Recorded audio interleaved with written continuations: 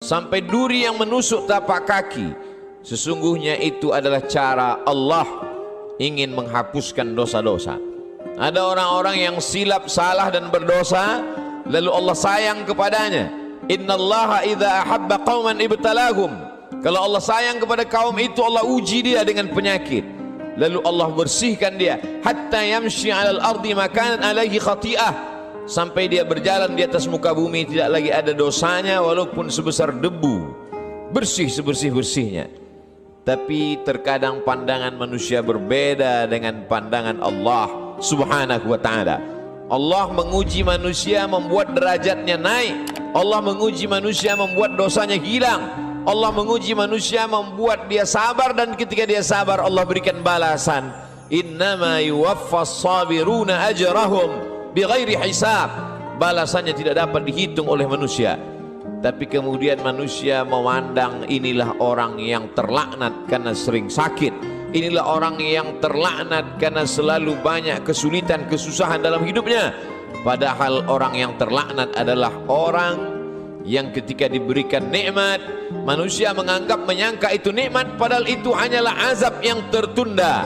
Apa kata Allah Subhanahu wa ta'ala? Sanastadrijuhum, kami berikan mereka istidraj min haitsu la ya'lamun, tanpa mereka sadari mereka sedang dipermainkan Allah Subhanahu wa ta'ala.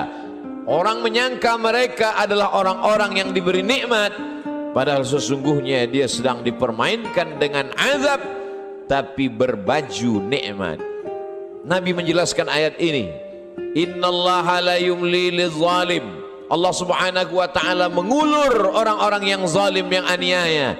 Diulur umurnya panjang, diulur rezekinya banyak, diulur keluarga anaknya sehat, lengkap, sempurna, tapi justru itu menjauhkan dia dari Allah Subhanahu wa ta'ala.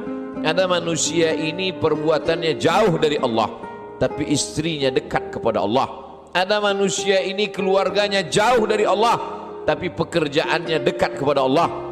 Laknat adalah ketika tiga-tiga yang ada dalam diri manusia semuanya jauh dari Allah Subhanahu wa ta'ala. Tabbat syada Abi Lahab wa tabb. Abu Lahab dilaknat Allah. Apa yang pertama jauh dari Allah Subhanahu wa ta'ala? Ma aghna anhu maluhu. Hartanya yang banyak justru membuat dia semakin jauh dari Allah. Wa ma kasab. Usahanya, pekerjaannya, perbuatannya, aktivitasnya juga membuatnya jauh dari Allah. Wa mra'atuhu hammalatal hatab. Perempuan yang mendampingi dirinya juga membuat dia semakin jauh dari Allah Subhanahu wa ta'ala. Jangan sampai kita salah pandang. Karena salah berfikir, maka kita akan salah melihat, salah berbicara. Akhirnya kita akan su'uzzan kepada Allah Subhanahu wa ta'ala. Di mana keadilan Allah? Mengapa orang yang tidak berbuat pahala, tidak pernah berbuat sedekah, tidak pernah melaksanakan salat, badannya sehat, umurnya panjang, rezekinya melimpah? Di mana keadilan Allah?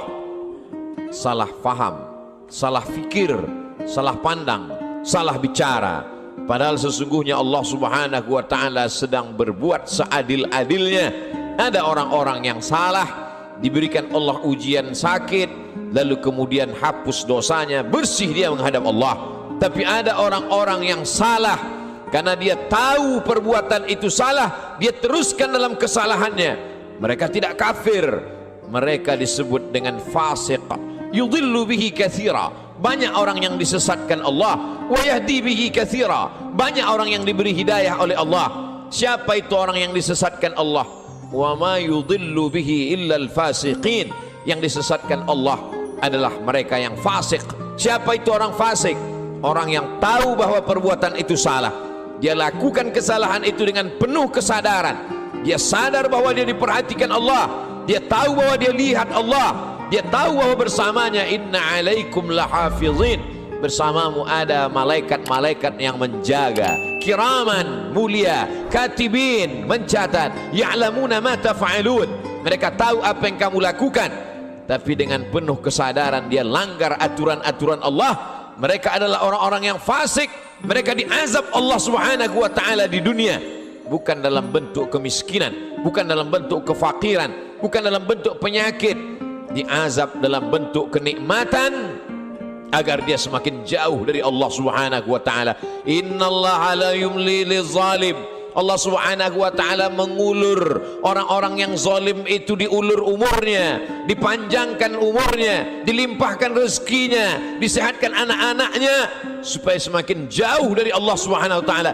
Hatta idza akhadhahu lam yuflithu, sehingga ketika Allah menjatuhkan azabnya ke neraka jahanam nanti, maka tidak ada lagi yang tersisa dari dirinya kecuali hanya layak menerima azab Allah Subhanahu wa taala. Innallaha la yazlimu mithqala dzarrah. Allah tidak pernah berbuat zalim aniaya walaupun sebesar biji sawi, sebesar ujung rambut, sebesar ujung tombak, sebesar mata kail pancing, sebesar butiran debu, sebesar tapak kaki semut yang hitam di atas batu yang hitam di tengah malam yang kelam. Tidak pernah Allah Subhanahu wa taala zalim dan aniaya. Lalu kenapa manusia itu masuk neraka? Karena perbuatannya sendiri, karena tindak tanduk dan tingkah lakunya. Karena Allah sudah memberikan dia ala fil jasadi mudghah. Ketahuilah di dalam jasadmu itu ada segumpal. Idza salahat salahal jasadu kulluh. Kalau yang dalam hati segumpal daging itu baik, maka baiklah seluruh jasadmu dari ujung rambut sampai ke ujung kaki. Wa idza fasadat, tapi kalau segumpal itu rusak, fasadal jasadu kulluh, maka rusaklah seluruhnya dari ujung kaki sampai ke ujung rambut. Ala wahiyal qalb, sesungguhnya yang segumpal itu adalah hati. Wa nafsi wa ma sawwaha, demi jiwa manusia dan penciptaannya. Fa alhamaha fujuraha, Allah berikan jalan fujur, jahat, buruk, hitam, bengkok. Wa taqwaha, Allah berikan jalan yang lurus, baik, saleh. Maka kemudian tinggal manusia memilih. Manusia memilih. Qad aflaha man zakkaha, beruntunglah orang yang mensucikan hatinya, lalu dia memilih jalan yang diberikan Allah Subhanahu wa taala. Wa qad khaba man dassaha, rugi sia-sialah orang yang mengotori jiwanya, lalu dia mengotori dirinya, lalu kemudian dia kembali kepada Allah dengan pakaian dosa, lalu kemudian dia heran sendiri melihat dirinya di hadapan Allah. Ya Rabb, ma li hadzal kitab, mengapa buku catatan dosa amal perbuatan saya ini la yughadiru saghiratan, semua yang kecil-kecil, wala kabiratan, semua yang besar-besar, illa ahsaha, semua tercatat tertulis dalam buku yang nyata. Allah Subhanahu wa taala berkata padanya saat itu, Iqra, bacalah. Di dunia kita diperintahkan membaca Al-Quran bersama para kiai, guru, abaib, alim ulama. Kita diperintahkan membaca kitab-kitab. Tapi saat itu kita diperintahkan Iqra kitabak, baca buku catatan amalmu. Kafa bi nafsika al-yawma 'alaika hasiba, cukuplah itu sebagai alat untuk menghitung segala perbuatanmu. Tapi saat itu apa daya, apa yang dapat dilakukan manusia? Penyesalan tak lagi bermakna. Saat itu dia hanya dapat mengutuk dirinya. Saat itu wasiqal ladzina taqaw rabbahum, orang-orang yang takut kepada Allah, maka dia akan digiring, dibawa ilal jannati zumara, masuk ke dalam surga berjamaah. Sampai di pintu surga, apa kata malaikat menyapa? Salamun, selamat kamu, tibtum, kamu sudah berbuat baik, fadkhuluha khalidin, masuklah kamu ke dalam surga khalidin, kekal selama-lamanya. Mendapatkan salam dari pejabat, mendapatkan salam dari orang kaya, betapa bangga, betapa terhormatnya. Ini bukan salam dari makhluk. Salamun qawlan min rabbir rahim, salam dari Allah Subhanahu wa taala. Jibril pernah menitipkan salam kepada Sayyidatuna Aisyah Ummul Mukminin. Betapa senangnya mendapatkan salam dari makhluk yang tak berdosa, malaikat. Tapi ini salam dari Allah Subhanahu wa taala. Salamun, salam, bersih, suci, tak ada noda dan dosa. Min rabbir rahim, dari Allah yang tak ada kotoran, subhanahu, maha suci, wa ta'ala, maha tinggi dari makhluk. Lalu siapa yang mendapatkan salam dari Allah itu? Yang mendapatkan salam dari Allah juga orang-orang yang hatinya salam. La yanfa'u malun, hari itu tak ada guna harta, wala banun, tak ada guna anak, illa man atallaha, kecuali orang-orang yang datang menghadap Allah biqalbin salim, dengan hati yang bersih, dengan hati yang suci. Tubuh manusia penuh dengan kotoran. Tubuhnya dari daging, dari darah, dari tulang, dari kuku dan bulu, hancur busuk menjadi nanah, nanah menjadi santapan cacing tanah, kotor, bau, hina, rendah. Tapi kemudian dia menjadi mulia karena hatinya yang bersih mengingat Allah subhanahu wa ta'ala. Aneh, ajaban, manusia itu memang makhluk yang benar-benar aneh, diciptakan dari sesuatu yang kotor, rendah, hina. Lalu kemudian setelah ditiupkan roh ke dalam jasadnya, faqa'u lahu sajidin, semua makhluk-makhluk malaikat bersujud kepadanya. Lalu kemudian Allah subhanahu wa ta'ala mengujinya. Setelah makhluk bersujud kepadanya, maka iblis menggodanya. Tergoda dia dengan segala yang apa dia lihat di dunia. Semua yang dia pandang menggoda, semua yang dia dengar juga menggoda hati kecilnya. Tapi ada orang-orang yang diberikan Allah subhanahu wa ta'ala istiqamah. Alladzina qalu rabbuna Allah, mereka berkata Rabbku Allah, summa istaqamu, setelah itu dia istiqamah, maka Allah berikan balasan. Tatanazzalu alaihimul malaikah, turun kepada mereka malaikat. Apa kata malaikat? Berkata, alla takhafu, jangan kau takut, wala tahzanu, jangan kau sedih. Karena memang penyakit manusia hanya dua saja. Yang pertama takut, yang kedua sedih. Takut terhadap masa depan, sedih terhadap masa lalu, sedih terhadap masa yang sudah lampau.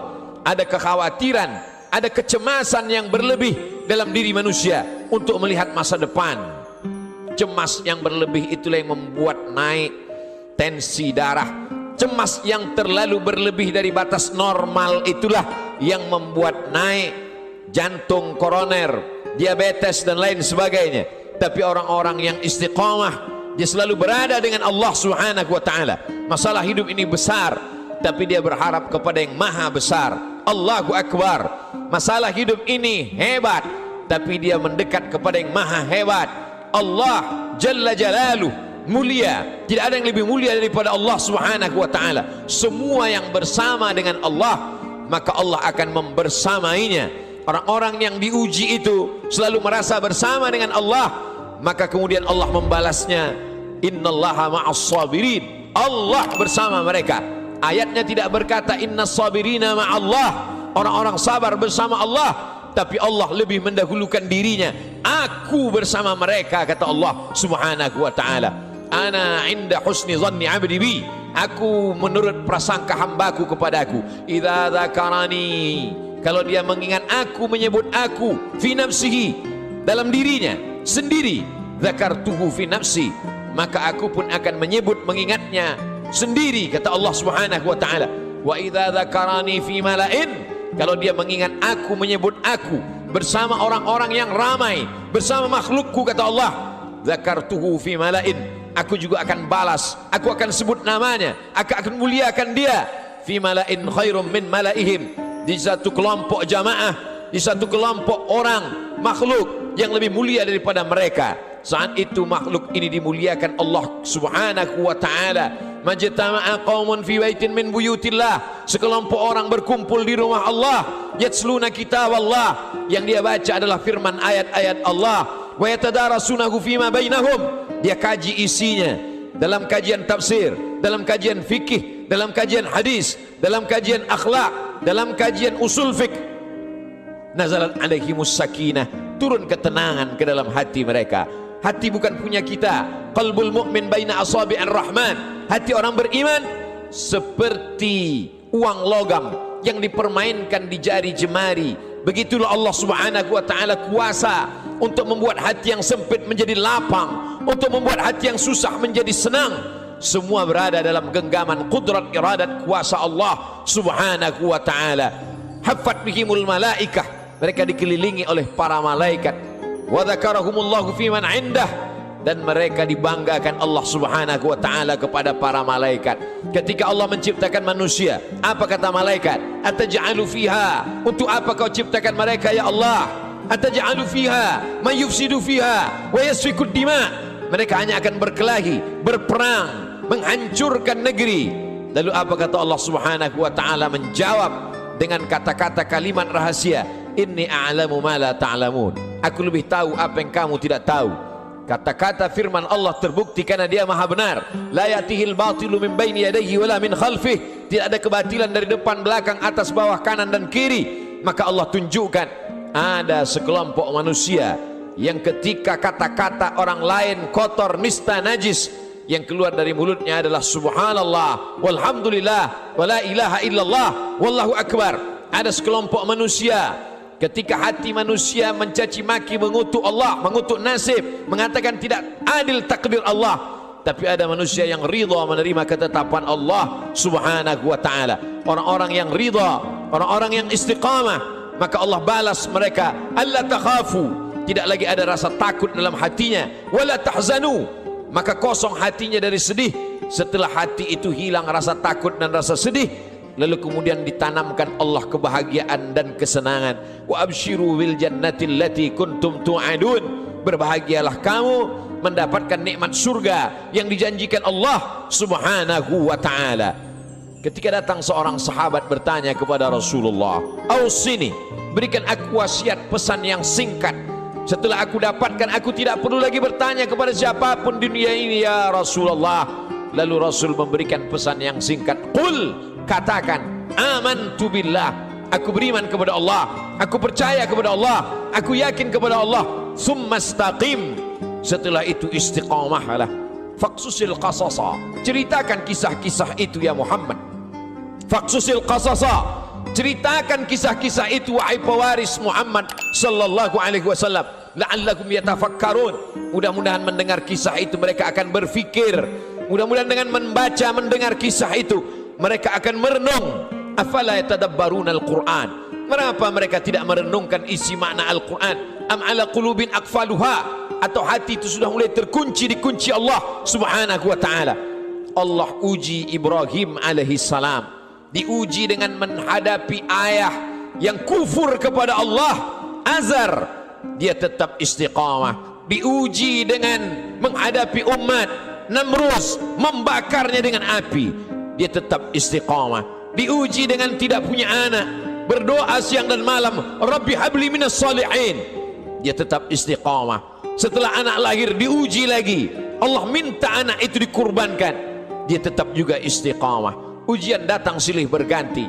Itu juga yang terjadi pada Musa alaihi salam, dibesarkan di istana Fir'aun, lengkap dengan segala kenikmatan dan kemewahannya. Mudah sekali cara Allah mengeluarkan Musa dari istana Fir'aun. Dia lihat ada dua orang yang sedang berkelahi, fawakazahu Musa, Musa memisahnya, tapi dua orang ini tidak juga mau terpisah. Musa memukulnya. Saat itu takdir berkata orang itu mesti mati, dan kebetulan yang mati itu adalah bagian dari komunitas Fir'aun. Nabi Musa takut. Sebenarnya itu hanya skenario cara Allah agar Musa keluar dari istana Fir'aun. Lalu kemudian saat itu tidak ada tempat dia bergantung. Selama ini dia bergantung kepada Asia, selama ini dia bergantung kepada makhluk, selama ini dia bergantung kepada ciptaan Allah. Allah lepaskan manusia dari segala ikatan agar hati itu hanya bergantung kepada Allah subhanahu wa ta'ala.